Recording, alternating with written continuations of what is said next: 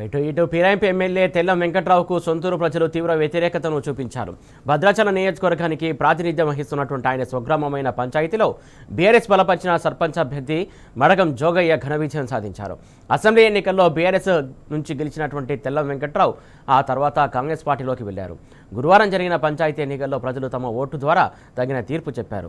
భద్రాద్రి కొత్తగూడెం జిల్లా దుమ్ముగూడెం మండలం చిన్నబండిరేవు గ్రామంలో కాంగ్రెస్ బలపరిచినటువంటి అభ్యర్థిపై బీఆర్ఎస్ అభ్యర్థి జోగయ్య 80 ఓట్ల ఆధిక్యంతో గెలిచారు.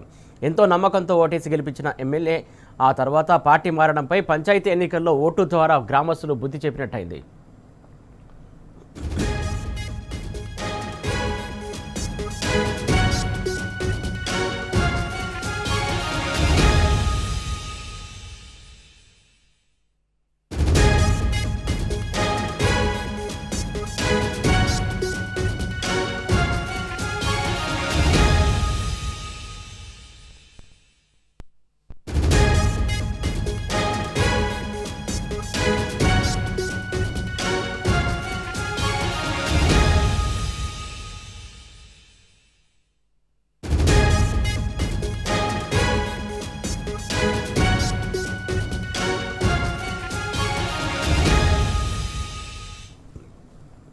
ఇటు పార్టీ మారినటువంటి తెల్ల వెంకట్రావు నియోజకవర్గంలో ఆయనకు గట్టి షాకే తగిలింది. మొత్తానికి ఇటు ఆయనకు బలపరిచినటువంటి కాంగ్రెస్ అభ్యర్థిని కాకుండా బీఆర్ఎస్ బలపరిచినటువంటి అభ్యర్థిని గెలిపించారు. ఇది సమస్య కూడా మొత్తానికి ఏదైతే కాంగ్రెస్ పార్టీకి సంబంధించినటువంటి ఎమ్మెల్యే బలపరిచినటువంటి అభ్యర్థిని కాకుండా బీఆర్ఎస్ బలపరిచినటువంటి అభ్యర్థిని భారీ మెజార్టీతో గెలిపించడం ఎలా చూడాలి?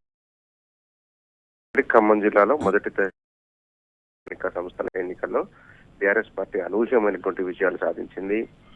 ముఖ్యంగా మంత్రుల నియోజకవర్గాలు, ఆ తర్వాత కాంగ్రెస్ ఎమ్మెల్యేల నియోజకవర్గాలు, సొంత ఊర్లలో కూడా బీఆర్ఎస్ హవా కనిపించింది. చాలా చోట్ల బీఆర్ఎస్ అభ్యర్థులు మంచి మెజార్టీతో గెలవడంతో పాటు మేజర్ గ్రామ పంచాయతీలో గులాబీ జెండా ఎగిరింది. దీంతో పార్టీ నాయకులు శ్రేణుల్లో ఒక ఉత్సాహం కనపడతా ఉంది. మొదటి దశ జరిగినటువంటి ఎన్నికల్లో రఘునాథపాలెం మండలంలో దాదాపు 11 గ్రామ పంచాయతీలను బీఆర్ఎస్ కైవసం చేసుకుంది.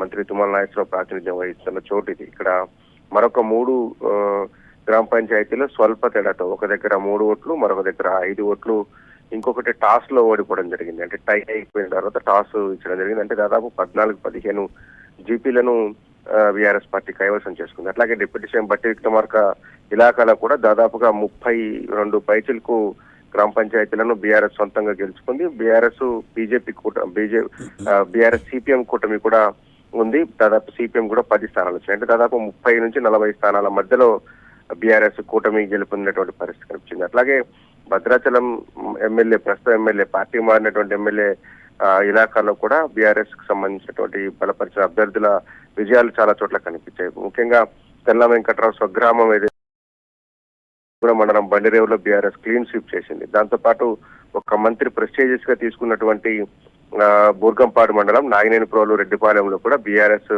14 వార్డులు గెలుపొందడంతో పాటు సర్పంచ్ గెలుపొందింది. మళ్ళీ అక్కడే ఇరవెండి గ్రామంలో కూడా 10 వార్డులు గెలుపొందడంతో పాటు 270 మెజార్టీతో సర్పంచ్ కూడా కైవసం చేసుకున్నట్టు పరిస్థితి కనిపించింది. దాంతో పాటు నాగినేనిపాలెం రెడ్డిపాలెంలో కూడా ఒక మంత్రి ప్రెస్టేజ్ గా తీసుకొని అక్కడ అంతా తన బలగాన్ని అంతా మోహరించినట్టుగా చెప్తున్నప్పుడు కూడా అక్కడ కూడా భారీ విజయాన్ని బీఆర్ఎస్ పార్టీ నమోదు చేసుకుంది. ఇక పెనుపాక నియోజకవర్గంలో కూడా బీఆర్ఎస్ పార్టీ మంచి విజయాలు సాధించింది.